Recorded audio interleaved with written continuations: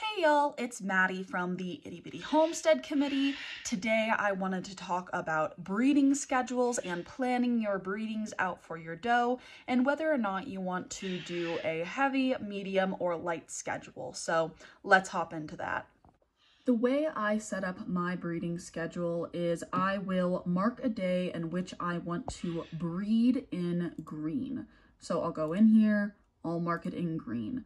After I mark it in green, I will count out 27 days to when my nest box needs to be put in. So 7, 14, 21, 28. So on the 29th, I should have a nest box.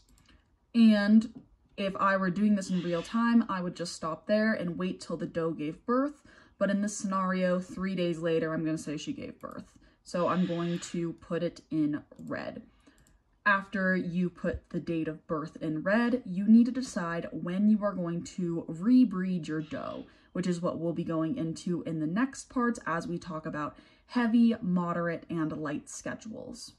Now, I would say that breeding schedules work on a slide from heavy, moderate to light, and of course our in-betweens. We have our moderately heavy, we have our moderately light as well, because things can be wiggled with and breeders have different definitions of what they consider heavy, medium, and light. But when we're looking at a heavy schedule, we are quite literally having our doe give birth and within the next couple of days after, rebreeding her. Basically, she is having more kits before her current kits are properly weaned at 8 weeks. Normally, we see it to where they give birth when those current kits that she has are between 4 weeks and 7 weeks. It's a very, very heavy schedule, and I'll show you what that looks like.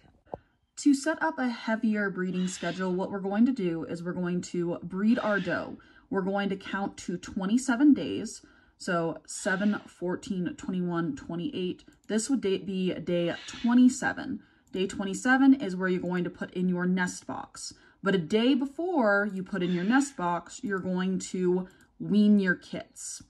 Now, 3 days in theory after we put our nest box in, 1, 2, 3, that doe is going to give birth. After she gives birth, in the next day or so, we are going to rebreed her and the cycle continues. And then here is what that very heavy breeding schedule looks like in a year on paper. You're looking at a doe basically having a litter every single month and only getting a few days break from being in milk in between breedings. This is the kind of setup that we see more in a commercial setting. It is very hard on your animals and will quickly wear out your does. With that being said, this is the most intensive breeding plan. So if you do have a limited amount of space to where you don't have enough room for many animals, you could in theory do this schedule in order to create more litters with your limited amount of does.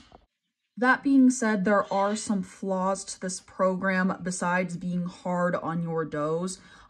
Even in a commercial setting, it's very hard for a doe to catch every single month, month after month. You are going to have months where there are misses, and there are going to be problems with condition in your animal where you might need to take a break in a month. It is nearly impossible to get 12 litters out of a year, and more often we see around 10. And that is very overestimating our schedule on success, because when you look, especially in the summertime, when it comes to heat sterility. I personally do not like a heavy schedule to this period, and I think that if you space it out a little more into a more moderate program, it is more beneficial. But again, there are some benefits that we have mentioned for a heavy schedule. Now again, when we are talking about a heavy schedule, we're talking about a schedule where we are not giving the kits time to wean off of their mothers by 8 weeks. We are pushing that schedule back. So again, a heavy breeding cycle is breeding that mom or rebreeding that mom directly after she gives birth up until the point the kits are before 4 weeks of age.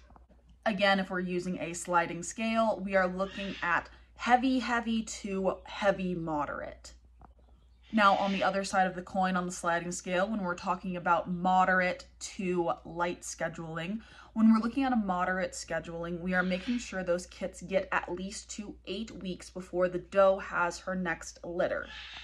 On the heaviest part of a moderate schedule, when we are planning our births, what we're going to do is we're going to mark our initial birth date. From that initial birth date, we're going to wait to breed the doe for at least 4 weeks. So 1, 2, 3, 4. What this does is allow for the entire month of gestation for her current kits to get to their initial weaning age. So again, we're going to count out 28 days. So we're going to go to Saturday. So 7, 14, 21, 28, 27 is when we're going to put that nest box in. And we are then going to wean the kits there.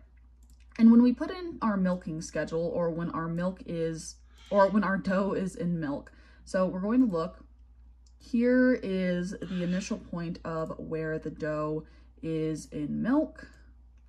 But the difference between this schedule and the schedule that we had where it was very heavy is the very last part where the kits are weaning. They're going to be feeding less off of mom, and they're going to require less nutrients. So although she doesn't have a true break where she doesn't have those kits in with her, she is going to be giving them less nutrients when it comes to her body. So she's going to have a better time keeping condition and kind of gaining that weight back if she did lose weight within her pregnancy and nursing those animals.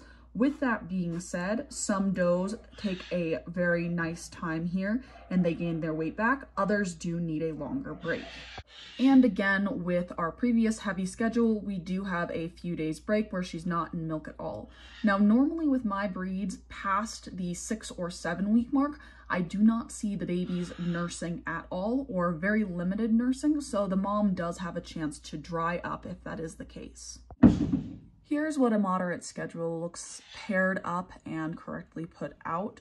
We have about 6 litters when we go to a moderate to heavy schedule.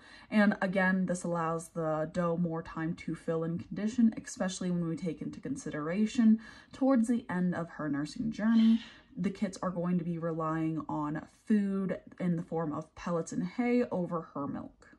This schedule is easier on the mom and allows for a little bit of wiggle room. And in some moderate to light schedules, we even have a point in time where the doe does get a break. Basically, in a moderate schedule or a moderate light schedule, we are looking at the animal having 3 to 6 litters within a year. Again, this is easier on the doe's condition and allows for a doe to last longer within a breeding program. And finally, we have a light schedule. In a light schedule, what you're going to do in most cases is your doe is going to give birth. She is going to have that time where she is nursing her kits and just doing what she needs to do, and you are going to give her a form of break. A lot of breeders who do a very light schedule are show breeders who they might not be doing anything when it comes to meat, but they might be soft culling in the form of pets or other show animals. So they only need to have 3 or 4 or even less litters in a year. I see a lot of show breeders where they only do 2 litters in a year and they plan it around their shows. Most of the time towards the beginning of the year when shows first start coming out, and then towards the middle of the year. That way they can have a senior and a junior that they can show at shows. So in this instance, we are not only going to wait till after the doe is weaned from her kits, but we are also going to let her have a break beyond that. So in this case, I'm going to give the doe, let's say, a 2-week break, and then I am going to rebreed her here on the 13th. Again, when I breed her, oh, wrong color. Again, when I breed her, I'm then going to count out the days of when she is in gestation, so 7, 14, 21, 28, a day back for the nest box. Our weaning already happened, and then again, 1, 2, 3, she's going to give birth, and the cycle starts again. And here is what we have when it comes to a more moderate to light or light schedule. our doe is only having about 4 litters in a year, and this can even be pulled back even more if you would want them to. Some great things about this schedule is that it really allows your doe to have a break to keep condition, but the bad thing about this is sometimes when you take large breaks like these, it's harder for the doe to catch because of hormone cycling and her being an induced ovulator. So some things to think about, especially as you get into winter, but it does allow you to plan around the summer sterility. So yeah, that's how I kind of plan out and schedule per doe. I also have calendars where I have multiple does at the same time in different colors, so I can overlap and overlay them and move different does forward throughout the year so I can see the whole of my breeding schedule as a breeder. That's a bit more complicated than just setting out an initial setup for a single doe. But anyway, y'all, the system I use is Google Docs. It's there. It's amazing. It's free. If I have other breeders out there that plan out their yearly schedules when it comes to breeding does, I would love to know how they did it. But anyway, that's a longer format video for y'all. I hope you really enjoyed it, and I'll see y'all in the next one. Bye.